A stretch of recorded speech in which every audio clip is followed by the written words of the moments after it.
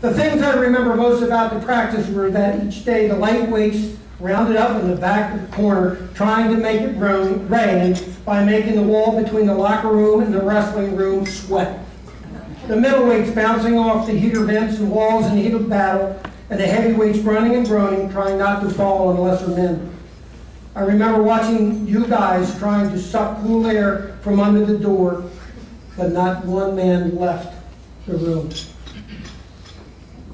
I'm going to need your help in a minute.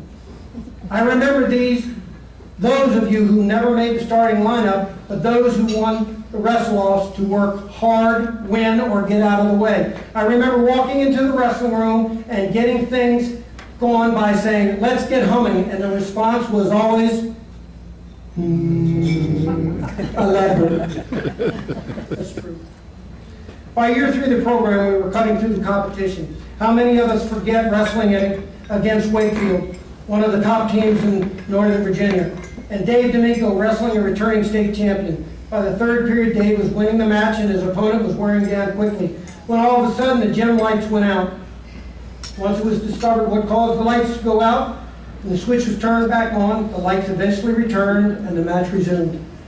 This long break gave the returning state champ time to completely recover his injury, and a match obviously won had been lost. I let the good priest who had accidentally turned off the lights know what I thought his deed was once he got up here. I failed to mention that Iver died at 46 years of age in 1986. I thought I'd voted with the big guy up here until he asked the good father, "What the heck are you thinking?" This was the year that an athletic team at Ireton finally beat our greatest rival, Bishop Ireton. For the first time, there was great joy in our wrestling victory, and the entire school celebrated by having the next school date off. I loved it, but we still had wrestling practice. At about this time, John Gallagher once again provided the only loss of the year for one of the great wrestlers at Bishop O'Connell, beating him in the finals of the St. Albans tournament, and the O'Connell wrestler's mom came out onto the center of the mat and started hitting John on top of the head with her purse. What a sight watching Gallagher being chased around the mat by the mom swinging her purse. Mrs. Pappas. Mrs. Pappas. By my 4th year at Ireton, we'd beaten all the best teams and won all the tournaments, and we entered and had been honored, and I had been honored as the top head coach for all sports in the Alexandria area.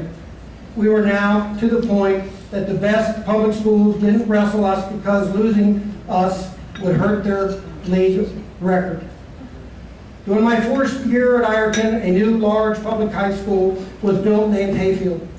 After the public school wrestling team would no longer, let me start over on that. After the better public school wrestling teams would no longer put us on their schedules, I began to realize I wouldn't reach my goal and build the top program in the state at Ireton. I started to think about how I could fill my desire to build the best program in the state. The opportunity I thought would be my ideal situation came about when the head wrestling coach at Hayfield opened up.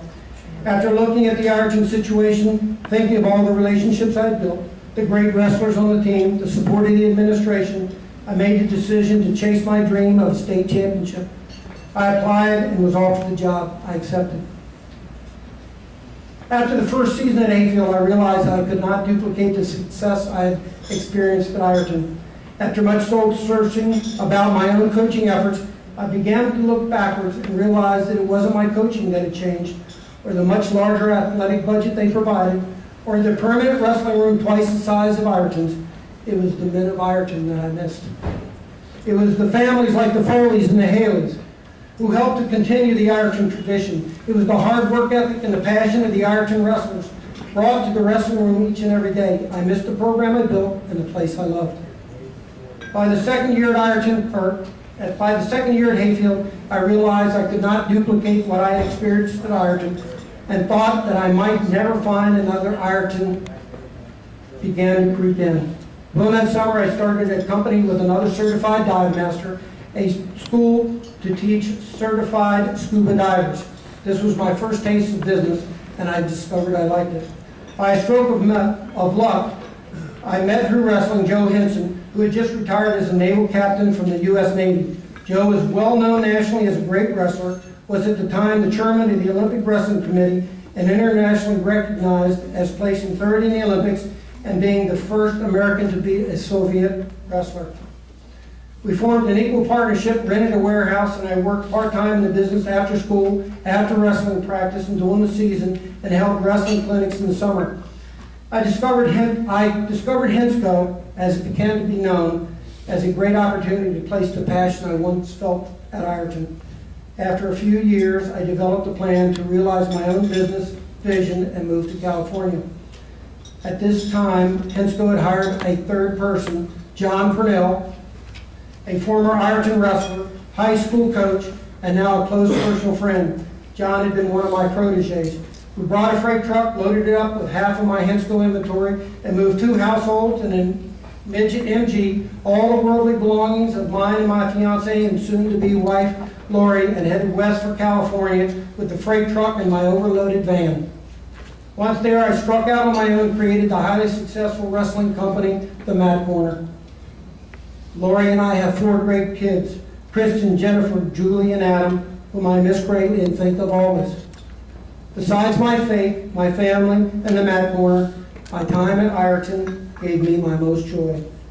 While my company continued to grow and fulfill my business vision, I felt a strong yearn to compete athletically, so I took up the game of tennis. Who would have thought that it would be playing a game of tennis in a tournament that would get me into heaven via a fatal heart attack at the tender age of 46? Cheese and crackers! I almost forgot to mention that Coach Hooper is now up here with me, and we're having a great time talking about wrestling and our time at Ironton. So today, I thank you all for this honor, and I am glad that my sister Linda is here present to accept this award. Come on up, Linda. Please know that I often think of those very special times at Ironton, and that, from one wrestler to another, I loved each and every moment and each and every wrestler. Signed, Coach Magnussen. Thank you all.